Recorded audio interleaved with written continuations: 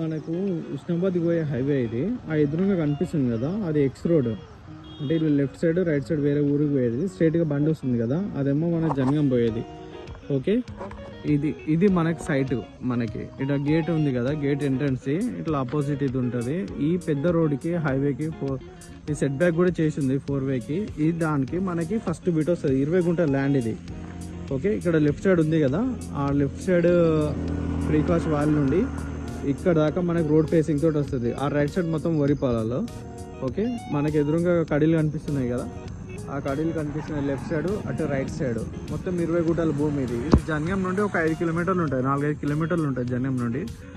ఇది మొత్తం రెడ్ సైడ్లో స్క్వేర్ షేప్ ఉంది. ఇటు గేట్ వేసింది ఆల్రెడీ, ముంగటంతా ఫ్రీ కాస్ట్ వేసి ఉంది. ఓ రెడ్ కడీలు కనిపిస్తున్నాయి కదా, ఇది ల్యాండ్ మనకి జనగం నుండి ఫుల్ దగ్గర ఉంది సైట్. ఇక్కడ చుట్టుపక్కల రేట్లు మంచిగా ఉన్నాయి.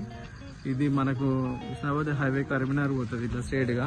దీనికి మనకి ఫస్ట్ బిట్ వస్తుంది. Okay, opposite rice mill. ఇదంతా ఆల్రెడీ చుట్టుపక్కల అన్నీ సేల్ అవుట్ అయిన ల్యాండ్సే. ఇది ల్యాండ్.